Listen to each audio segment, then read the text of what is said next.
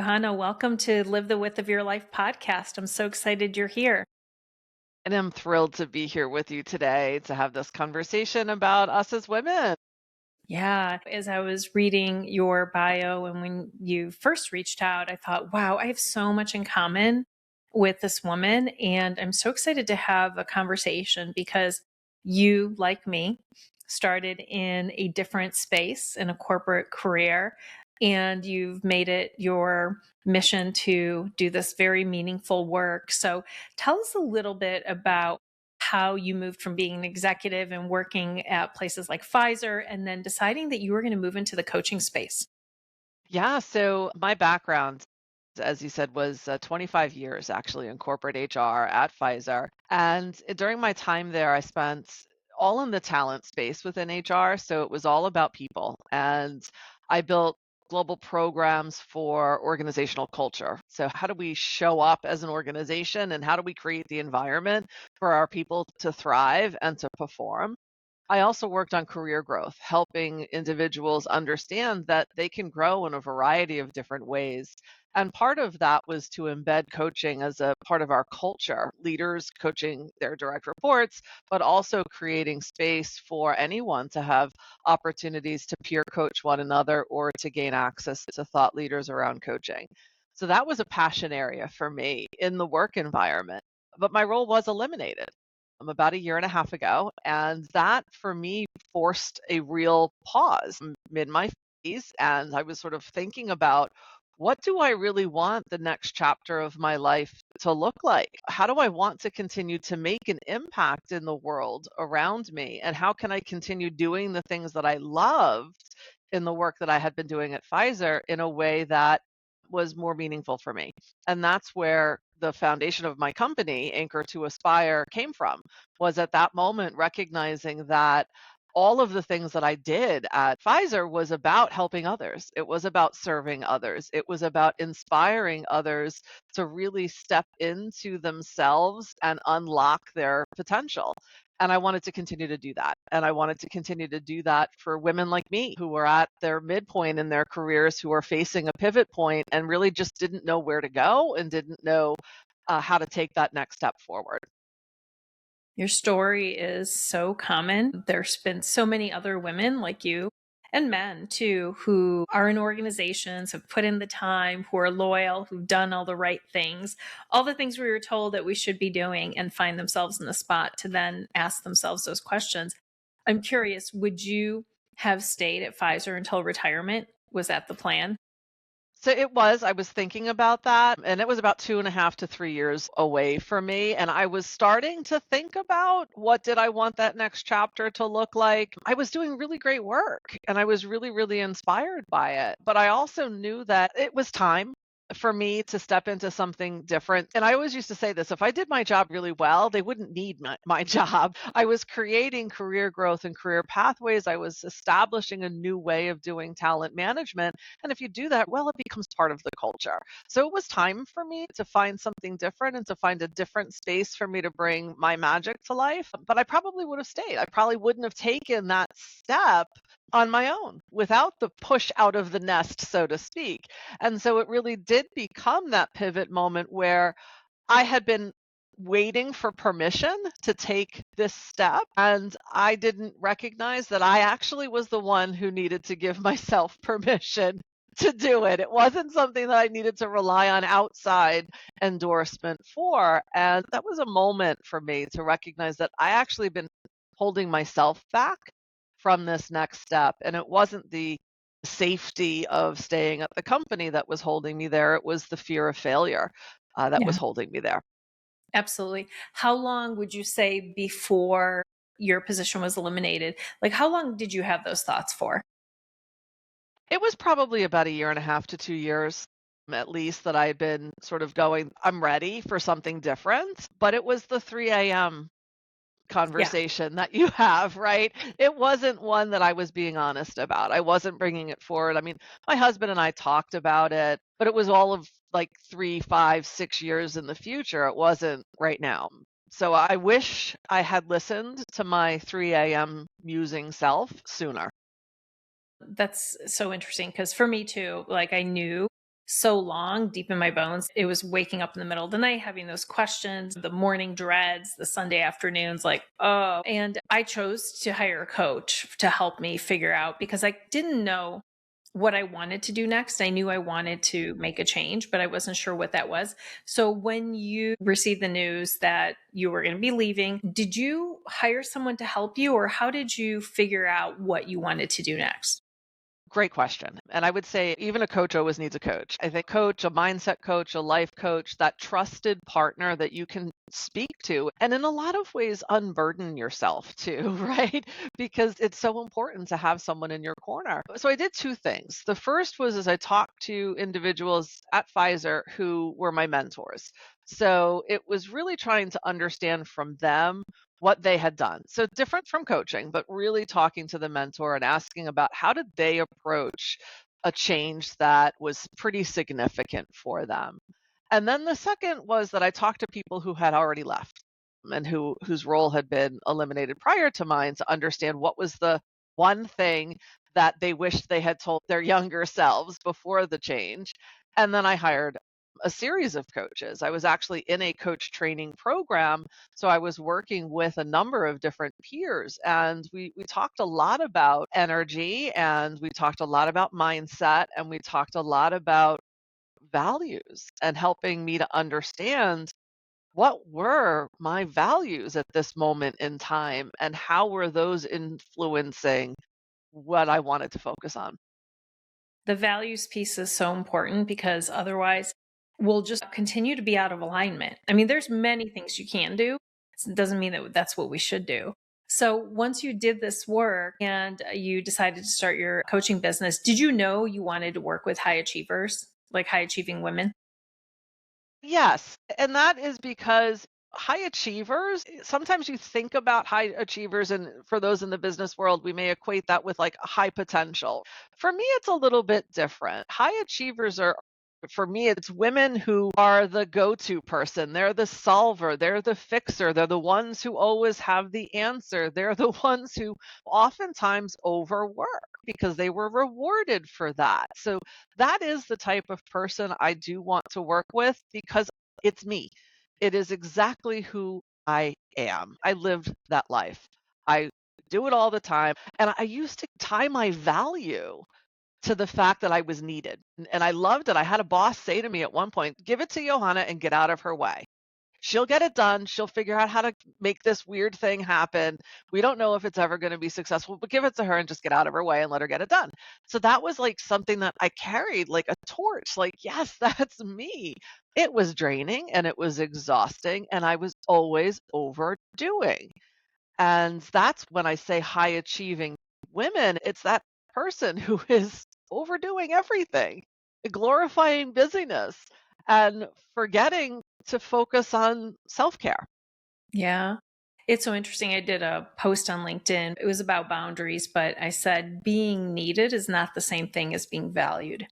And that struck a chord with a lot of people, a lot of women especially, because in our mind, we were rewarded in corporate for doing, for solving, for being the one that will work through lunch, stay later, do all the work. And that doesn't necessarily mean that you're valued for Right, all of that. right.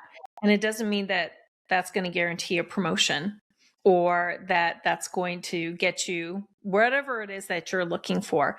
So when you are working with women who are high achievers and in this space who maybe have struggled with this and now they're at a pivot point in their career, they're looking to do something different, either starting their own business or maybe moving into a new area.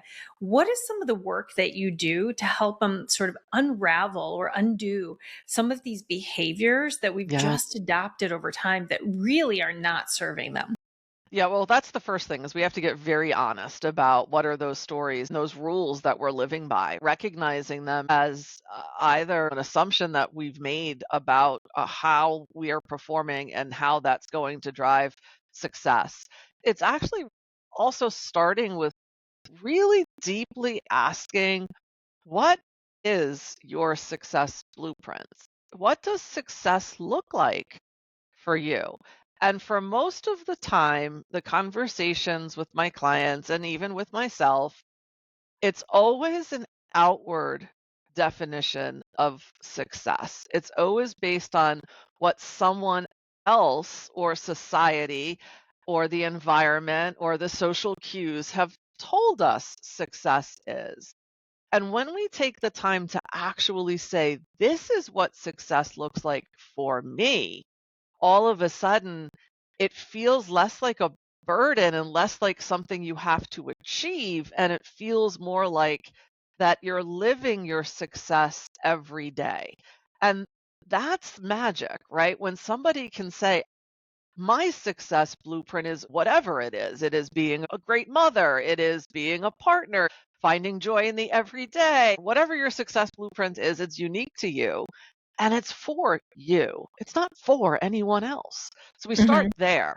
What does that success blueprint look like? And then how do you start to move your life and the way you're living closer to that? And that's the hard part. It's easy to define what our success blueprint is. It's harder to recognize and admit when we're not living in alignment with it. Yeah, it's interesting. When I remember first starting in corporate, we used to have the Franklin Covey planners, and the planner was actually a planner for your life. So you had all your appointments in there, the kids' appointments, your doctor's appointments, things that you were going to do, plus the calendar.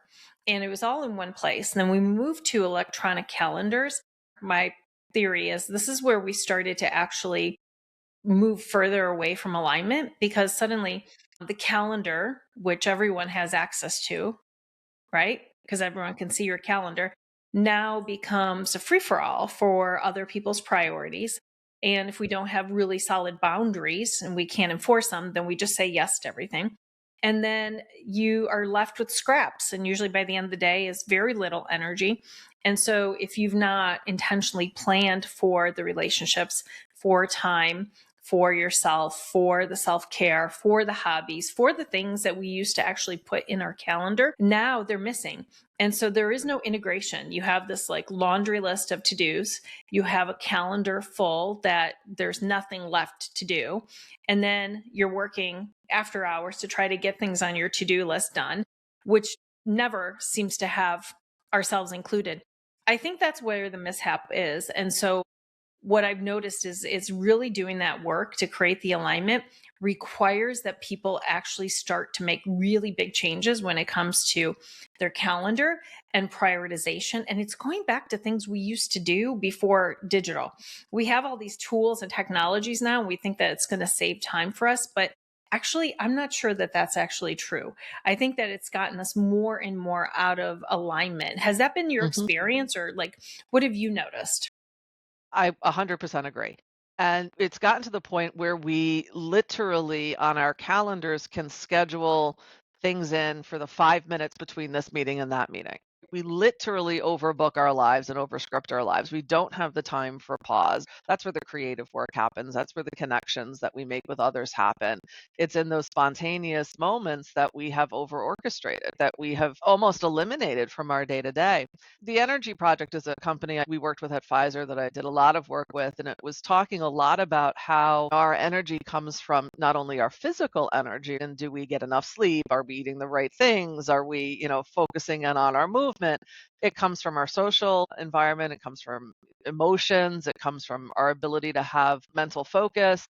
And when we over orchestrate our calendars, we eliminate all of the things that actually give us energy. So we perform, we expend energy, but we don't refuel and refill our energy tanks intentionally.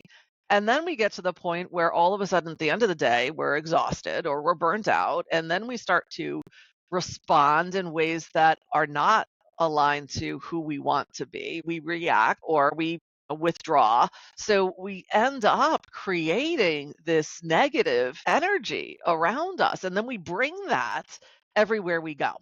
So Yeah. it's also so important, as you were saying, to protect our calendars, to learn how to do boundary setting in a way that's sustainable. And I think about it in a couple of different ways. Like as a parent, my daughter's now 20, but when she was in preschool and kindergarten and early in her education, they had things like recess where kids would go outside and play, and it was like every 90 minutes you took a break. Even in college, you don't have classes that are more than No. 90 minutes because we know our brains need to have a break. We need to refuel Yeah. ourselves. Business people don't do that. We have meetings booked from 7 in the morning till 7 at night. And many times, even though you work at home, you probably didn't eat lunch. Yeah. It's so true. People will say things like, oh, we're not machines. And I'm like, but actually, we know that our computers, our phones, we have to plug those in. We have to charge them up. We run out of memory and you have to start over or you have to start to delete files. If we actually had the same hygiene with ourselves that we do with our devices, plug it in, don't let it get to zero, put it do not disturb on, whatever those things are. If we actually did some of those things for ourselves and knew that our brains needed it much more often, 52 minutes on, 17 minutes off is the ideal. It's kind of the way the brain works. If we actually honored that, we would be better off and we wouldn't be reactive. Like you said, we wouldn't be dysregulated from a nervous system. We'd have more energy. We'd do better work. We'd be more creative. And so it's interesting to me that we know these things and yet people feel like they have to leave their careers sometimes in order to do the things that they need to do for themselves. So it's interesting to think about what needs to happen within business, within the corporate space. How do things need to evolve based on all this information where we say what we're doing does not work? And we cannot continue to burn people out, to drive disengagement, because the illusion of productivity, it's not there. We know that we are not as productive as we think that we are just because people are working longer. They're not actually, and they're making more mistakes. So I'm curious for you, like, what do you think needs to happen? Because the answer cannot be that these amazing women need to leave or these very talented men need to leave organizations because they can't fit into the culture any longer. Yeah, I think fundamentally the culture needs to change. And this is very much talked about in the market right now, human-centered work environment. At Pfizer, for example, they even changed human resources to people experience, right? So it's really Yeah. focusing in on what is the experience that we want our people to have. But it's not just what the organization culture is sort of declaring. It is the behavior every single day of each and every person. Yes. So if you're emailing your team at 8 o'clock at night, you're sending a signal that says, I'm on, you Right. should be on. Right. If you're checking in when you're on vacation, you're sending a signal. And I did that. And I actually had a really interesting experience. I also talked about this on LinkedIn not too long ago. It was earlier in my career. I wasn't a people manager yet, but I was leading a large scale program. We were implementing a new recruitment brand for our talent acquisition team, building a whole new careers website, and I was going out on vacation. It was a long vacation, 3 weeks. I was traveling with my young daughter to Europe as she was singing with a choral group. So I knew I wouldn't be on point, and I knew I was going to be away. And I had an amazing team ready to sort of take this work on and to drive it. And the work was really important, was very, very visible. So I checked in once a week, sent an Oh, email. How's it going? Anything that you need? Here for you. Just let me know what you need. I thought, and I think subconsciously, I believed the story I was telling myself that I was checking in to support them, that I knew it was such a big project. I wanted to be available. I thought it was being a good leader. I came back from that vacation and they had shined. They had done an amazing job, but they handed off the work back to me and they weren't engaged in it. They didn't demonstrate ownership. There was no excitement there.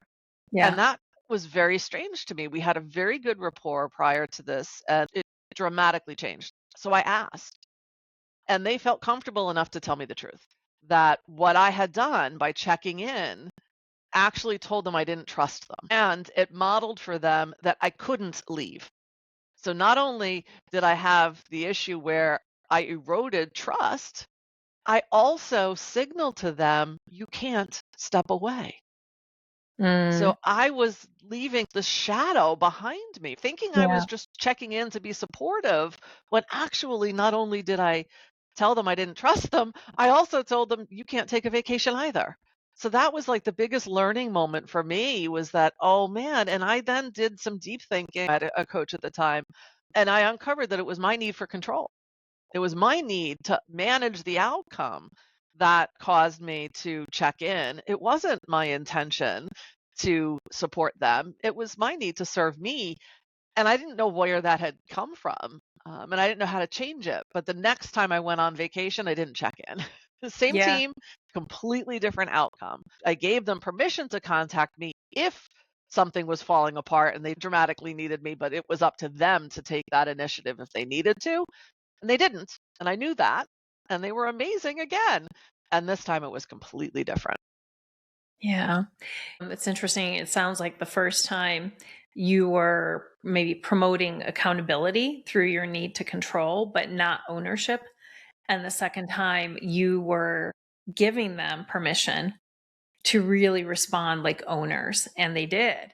And it always drives more engagement because you do feel like you're built the trust. You've said, I'm here, but I know you've got it under control and I trust you to do a good job. And I know that you will. It's an empowering them to do that. But I mean, the nice thing is you asked the question and they told you. So you already had that trust built with them, which is amazing. But a lot of leaders don't do that. And they don't have the awareness, the self awareness to say, what is my emailing at midnight doing or on a Sunday morning to the team?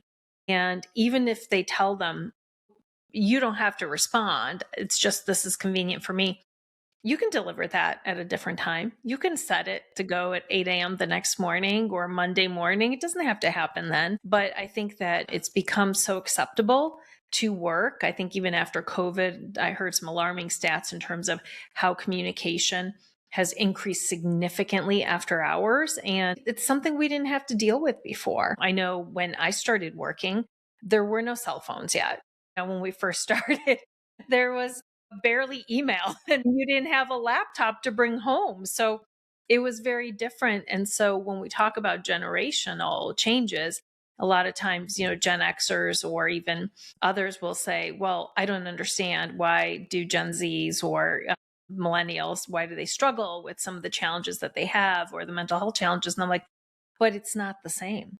It's not the same as it was when we first started. And so we have to recognize that because something worked in a certain way, the circumstances weren't the same. And even for people who've worked for a long time, because it's different than when I was there, when I was in my 40s, when I chose to leave, it was not the same as when I started in my 20s. And so it wasn't the same culture, it wasn't the same environment. And so therefore, I was different as well. And so going back to your clients and the fact that they find themselves sometimes they're driving this decision to leave. Sometimes they find themselves in a situation where they weren't the one who made that decision. Mhm. What are some of the highlights, like some wonderful stories that maybe you could share if there's someone who's on the fence and they're thinking about, Mm. could I ever do this? What are some of the things that you've helped your clients work through? And then maybe some success stories that can inspire others to take that action.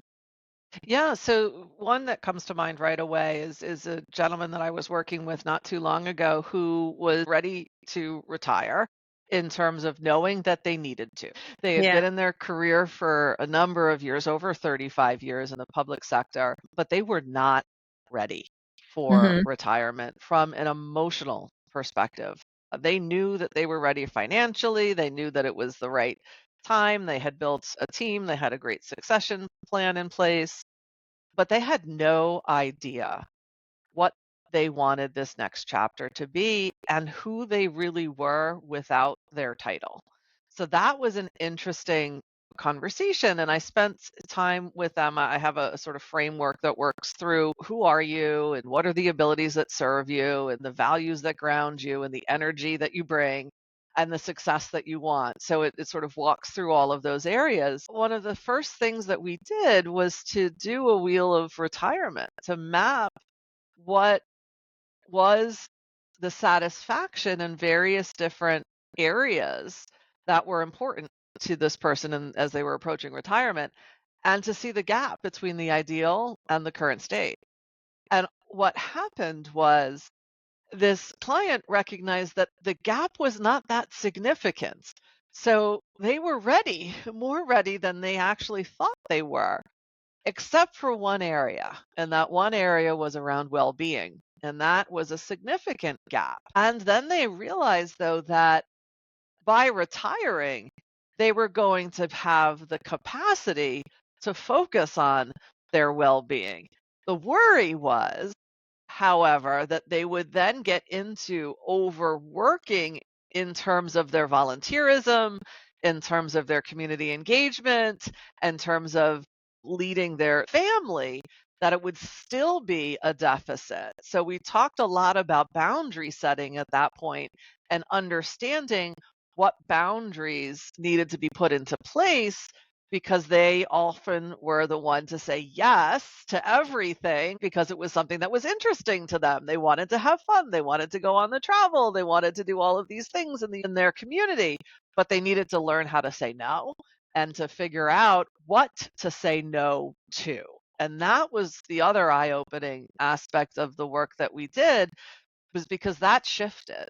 The things that this person wanted to say yes to were very different in the retirement lens than they were when they were working.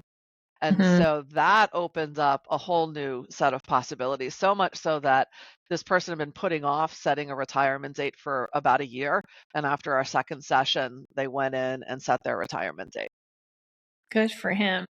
I love doing that work, is really looking at the different areas of life and redefining success from an internal lens, from a value alignment, not just things that we inherited from someone else, our parents or leaders, or what we were told the trajectory was. It's so meaningful.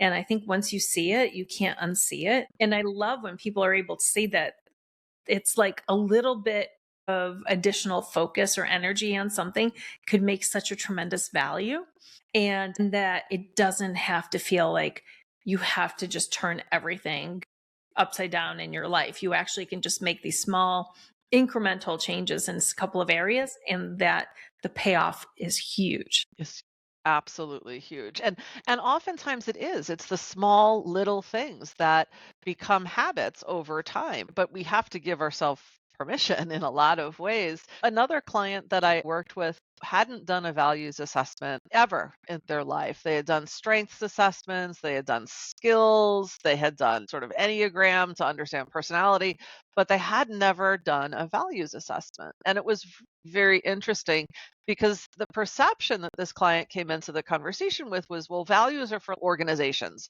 Companies always tell us your 5 values are these things. And I'm like, well, Yeah. actually, no, the values are what actually guide every decision that we are making, whether we know it or not. So let's understand what are the top priority values for you. And are you making decisions that are in alignment with those, or are you making decisions that aren't? Because when we make a decision that doesn't align with a core value that we carry, that's where it becomes challenging and exhausting and difficult. We're not doing something that aligns with truly who we are. And it's hard sometimes to see that without actually having someone else to ask us questions about what really matters to me. Yeah. My working definition of balance is when our daily choices align to our values, we will feel in balance. And when they do not align, we will be out of balance. We can't quite put our finger on why. But if your family is important and you say that that's a top value and you're never home for dinner, you miss all your kids' events, you don't prioritize your partner, you will feel out of balance, and others around you will let you know that what you're Yeah. doing does not make them feel valued. So I love that we were talking about energy too. And I know that you have something in your business that you call energy leadership. Tell me more about what that is. Yeah, so that's part of the coach training program that I was a part of. It's called IPAC. And really, energy leadership is all about truly understanding that we're always bringing energy into a room. So we're always bringing that level of how we're behaving. So it's not enough to do something, it's how we do it. And that is energy. So there's 7 levels of energy, and they start from level 1, and level 2 energy is like victim or anger. They tend to be more tearing down, more destructive. And then there's higher levels of energy, joy, creation, collaboration, connection. And those tend to be more empowering, more building up energy levels. And when we are under stress, something happens, it's a trigger, we default often to a lower level energy state. And that leaves us where we are not at choice because we're reacting to a stimulus versus choosing our response. And being aware of our energy and how we default under those pressure moments allows us to be more conscious about how we respond. And it's interesting, I work with clients and do an energy leadership index, and it does look across a lot of different dimensions of life to help us understand where is our typical energy on a good day, and then what happens when we're stressed or when we're triggered. And many of us live under stress quite a bit, so we can see ourselves pretty naturally. But what's great about this is it also helps us to identify what specific trigger is actually causing that stress response. And once we understand that, then we can work to mitigate that trigger. So either we eliminate the situation where that trigger may actually come to us, or we say and catch that in the moment to say, okay, I know I'm being triggered. This is causing me to feel this way. What's a better response? How do I want to show up in this room, in this moment, at this time? It's Mm. not about being positive and a toxic positivity all the time by Yeah. any means because we know that that's not possible. And we know it's completely possible to hold two emotions equally important at the same exact time. But it's about awareness and it's about really operating then, as I said, from I choose to versus I have to or I'm forced to. So it just Mhm. helps us really be more in control. For me, it helps me to eliminate the people pleaser tendency in me. It helps me to shut down that inner critic that shows up with overthinking. Yeah. It helps me manage imposter syndrome by really challenging the thoughts that I'm putting out there. And it helps me choose how I want to respond to situations that really challenge or opposite of my value system. Yeah, I love that you use the word choice and that we get to choose. I think too often, many of us feel like we are at the mercy or we're slaves to our emotions and that our emotions are something that happen to us. And I think the more work that we do around awareness and then the management of those emotions, and learn how to regulate ourselves, learn how to really identify when we're dysregulated, and then create a little bit of control around our response, Yes. the better off that we are in all areas of life. It's just incredible. And we learned these things in school. We learned all these things when we were small. Why did you put kids in timeout and turn them around to face a wall and tell them to breathe or use their words? Like there were simple tools that we used to do either for our own kids or with ourselves. And I think if we learned how to do that for ourselves, take a pause, take a breather, do the things that work for us through some of the tools, so many tools that are available, we will be able to control the emotions and make better choices. And then who doesn't want more of that? Oh, exactly, and it's a protection cycle. So this Yeah. this comes to us because we learned something. There was a painful experience we had at some point in Right. time, and our body Remember. remembers that pain. So it's acting in a way, and our minds, as we know, are constantly scanning for danger. I mean, that Yeah. is sort of reptilian brain. It's always looking for what's out there to harm me and how do I have to then protect myself. But the protection cycle doesn't actually protect us, it just prevents us from doing what we need to do. And so, how to break free from that is creating that pause moment for us to then make that conscious choice. But it's so easy to not be there because, again, our brain is reacting and it's creating the conditions and it's telling us a story. It's all about how do we interrupt that cycle in a way that's not harmful and that is one that allows us, again, this choice. Now, there are reasons and there are times where any energy level will serve us. Grief is a time when we're grieving the loss of something or someone, we absolutely will be more withdrawn or apathetic to what's happening around us. But how long we stay there, right, is also important to recognize. And it's Absolutely. individual for many of us, but just that choice and being aware is 90% of the battle. Absolutely. Johanna, I could talk to you forever. And I want to give you an opportunity to share if someone is listening and maybe they're like, wow, I resonate with so much of what you guys are talking about today. How can they find you? Yeah, absolutely. So there's a couple of ways. The first is on LinkedIn. Connect with me on LinkedIn. I love to share content. I'm out highlighting a lot of these different ideas on my LinkedIn profile. So connect with me, definitely there. But then also visit my website. It's called anchortoaspire.com. And there you can actually just book a complimentary call. I love opportunities to connect, to talk, to explore, to share, and to highlight sort of what I've been through, because many of us have been through the same things. And just having someone to talk to see you is important. So feel free to reach out. Again, find me on LinkedIn and connect with me at anchortoaspire.com and book a complimentary call. Oh, that's wonderful. We'll include all those links in the show notes. And then the final question that I ask everyone is tied to the title of the podcast, which is, what does it mean to you to live the width of your life? I love this question. It's such a great question. I've been thinking about it. So for me, it really means collecting experiences and not just accomplishments. And for me, that's what success is about. Success is about the fact that I've had so many different experiences in my life, because experiences teach us more than anything. Experiential learning, so to speak, or traveling to a new destination. When you go someplace new, you notice different rhythms, you notice different priorities. There's more than one right way to do life. So I think that those experiences, they ask us to pay attention, they ask us to be present, they ask us to see ourselves in a new way. So I would just say, experience life. That is so powerful. And the other thing that comes to me is that it's not just enough to experience life. And there's a quote by Picasso that was, the meaning of life is to find your gift, and the purpose of life is to give it away.